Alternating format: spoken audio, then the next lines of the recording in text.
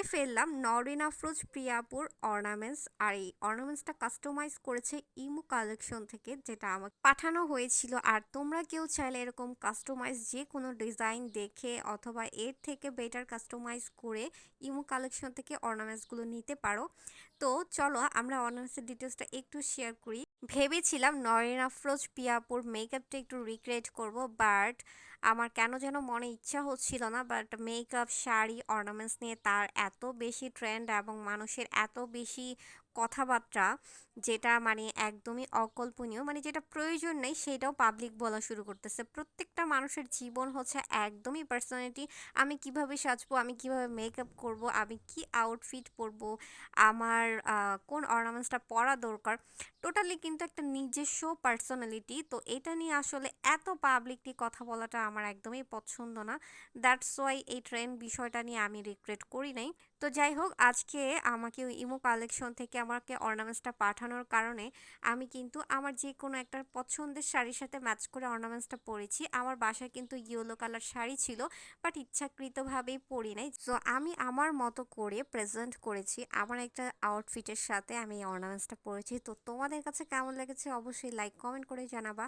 আর imo collection থেকে তোমরা যে কোনো অর্নামেন্টস কাস্টমাইজ করে যে কোনোভাবে ওর থেকে অর্ডার করে নিতে পারবা, খুবই খুবই রিজনেবল প্রাইসের মধ্যে। তো ওর কাছে তোমরা অনেক ইয়াররিংস কালেকশন এবং হলুদের অনেক অর্নামেন্টসের কালেকশন, ইভেন বিভিন্ন ছোট ছোট অর্নামেন্টস ওর কাছ থেকে তোমরা কালেকশনের পিকচার দেখিয়ে তোমরা কাস্টমাইজ করে অর্নামেন্টস নিতে পারবা। এটাই তোমাদের কাছে ইনফরমেশনটা মূলত দেওয়া।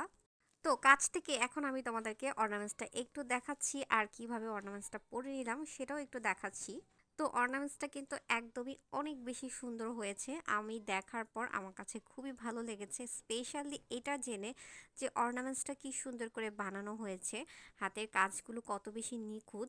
দেখলে মনে হচ্ছে যে একদম অরিজিনাল একটা ফুল, পদ্ম ফুল। ও অনেকেই মেকআপ করার জন্য তাৎক্ষণিক কিছু ফ্লাওয়ার বানানোর চেষ্টা করে, বা ইয়াররিংস কালেকশন বা অর্নামেন্টসের কালেকশনে কিছু আইডিয়া থাকলে আমরা তাৎক্ষণিকভাবে অনেকেই অর্নামেন্টস তৈরি করতে পারে। তো ইমো কালেকশনে কিন্তু তোমরা এই ধরনের ভিডিওগুলো দেখতে পারো, কিভাবে অর্নামেন্টস মেক করে, তার কিছু কিছু আইডিয়া হ্যাক, যেগুলো তোমরা দেখলে হয় কিছু আইডিয়া ট্রিপস নিয়ে ইনস্ট্যান্ট কিছু অর্নামেন্টস বানিয়ে ফেলতে পারো কিছু শ্যুটের জন্য। সো এটা কিন্তু বিশাল আইডিয়া। তোমরা, আমি ইমো কালেকশনের ট্যাগ দিয়ে দিব, তোমরা ওই ইমো কালেকশন থেকে তোমরা ওই ভিডিওগুলো দেখে অনেক কিছু হ্যাকস জানতে পারবা এবং টিপস নিতে পারবা, যেটা হয়তো তোমাদের উপকারে আসতে পারে। তো যাই হোক, অর্নামেন্টসটা কিন্তু আমাকে পাঠিয়েছে দুইটা ফিঙ্গার রিং, একটা অর্নামেন্টস ইয়াররিং, আর হচ্ছে টিকলি।